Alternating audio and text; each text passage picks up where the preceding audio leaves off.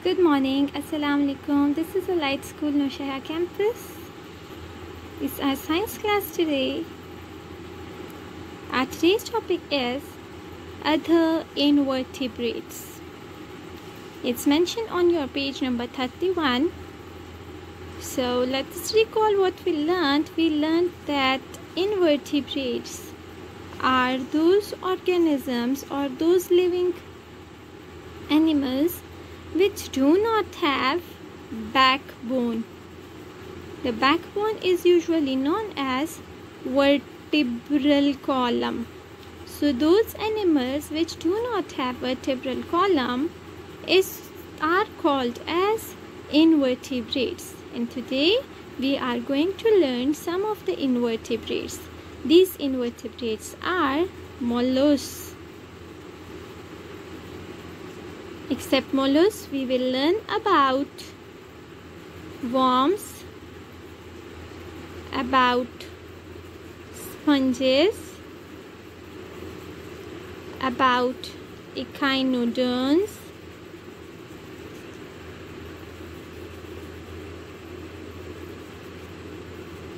and about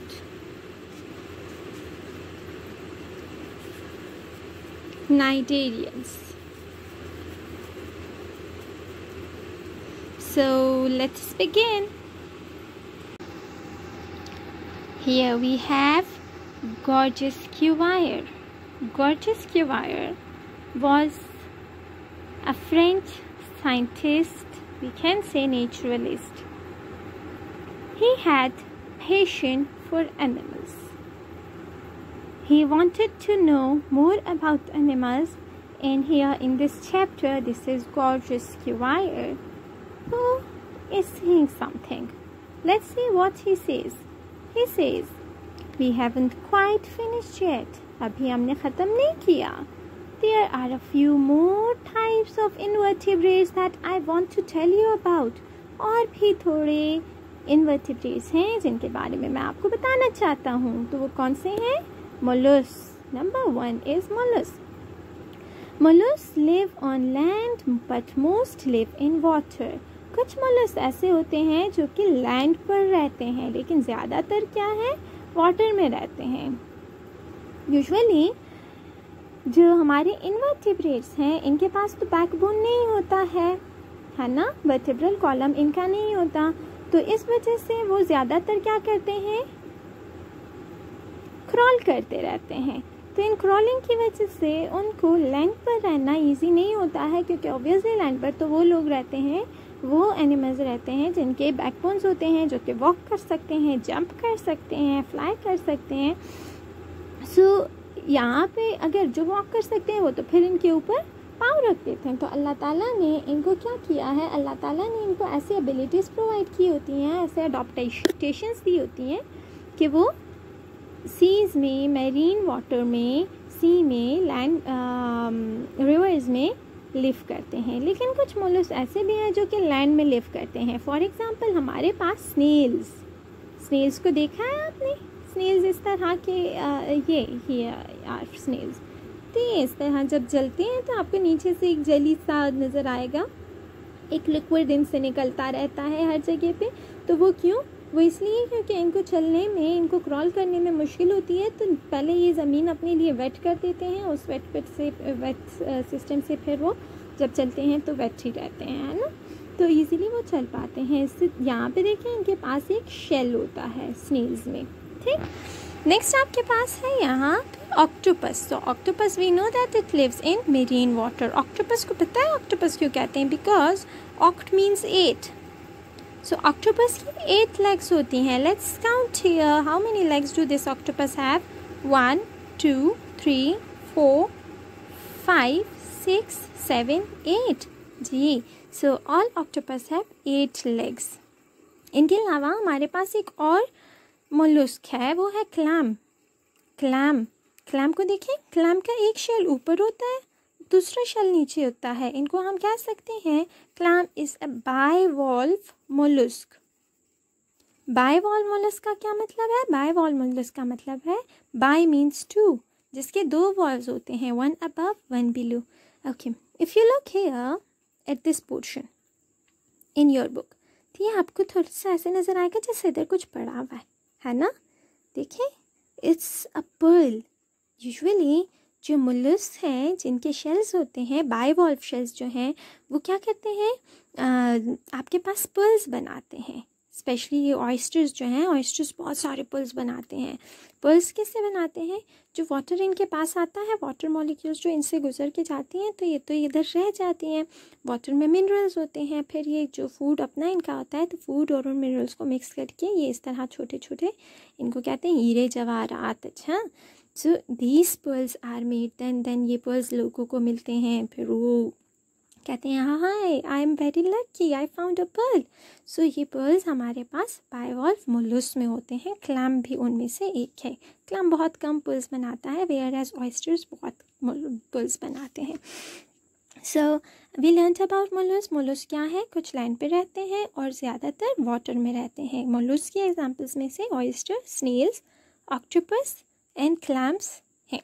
ठीक है, snail जो है वो लैंड और वाटर दोनों में रह सकता है, whereas octopus and clams live only in water.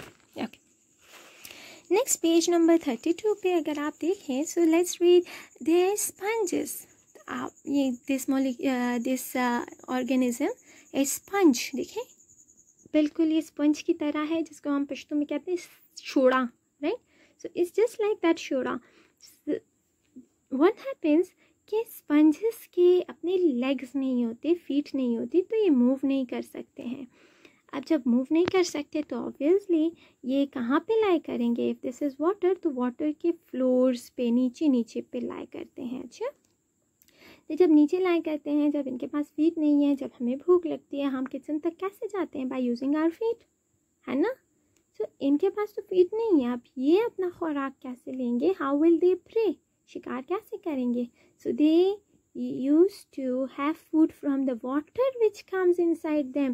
ये छोटे छोटे से होल्स इनकी बॉडी में होते हैं, तभी इनको स्पंज कहते हैं ना।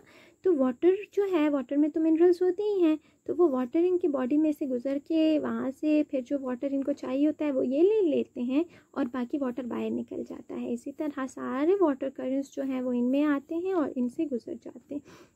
तो जितने भी न्यूट्रिएंट्स, जो भी नरिशमेंट इनको चाहिए होती है, वो ये ले लेते हैं और ख़ुद को सर्वाइव करने में हेल्प देते हैं।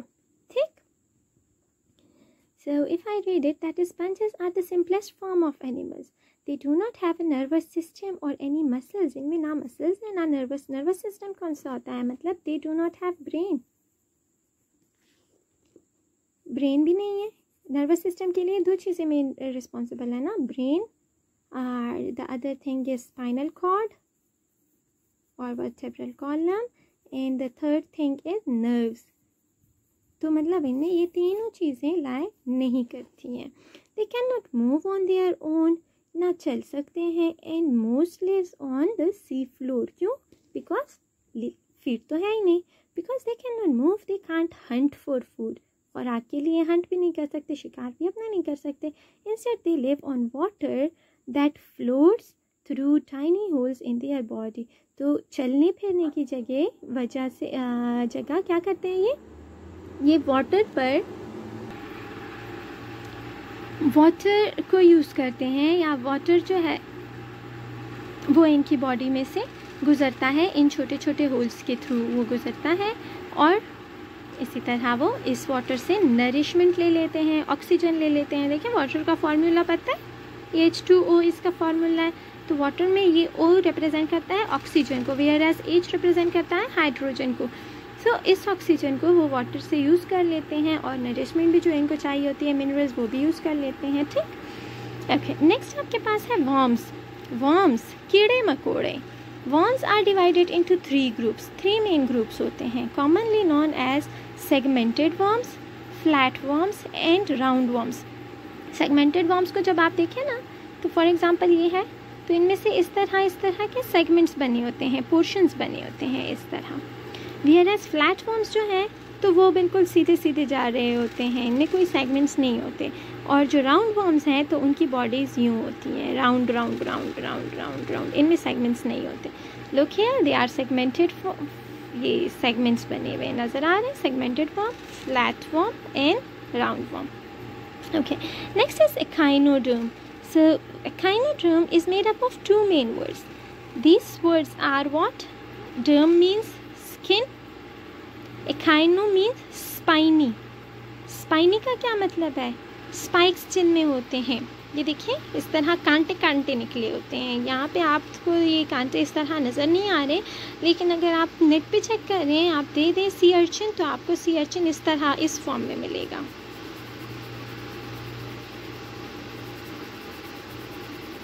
ठीक है, तो इतने सारे स्पाइक्स होते हैं, तो वो स्पाइक्स, इसी स्पाइक्स की वजह से इनको कहते हैं, जो स्पाइनी स्किन्स होती हैं उनको हम कहते हैं echinoderms.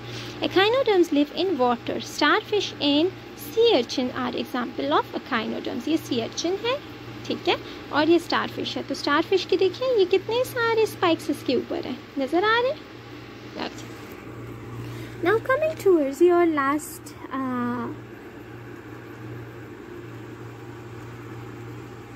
invertebrate, this is cnidarian. Cnidarians को cnidarians क्यों कहते हैं? क्योंकि इनमें इनके लेग्स नहीं होते, इसकी जगह यूँ छोटे छोटे पतले पतले लंबे से इनके होते हैं लेग्स टाइप, लेकिन इनके हर लेग को कहते हैं टेंटिकल। क्या कहते हैं? टेंटिकल्स, है ना।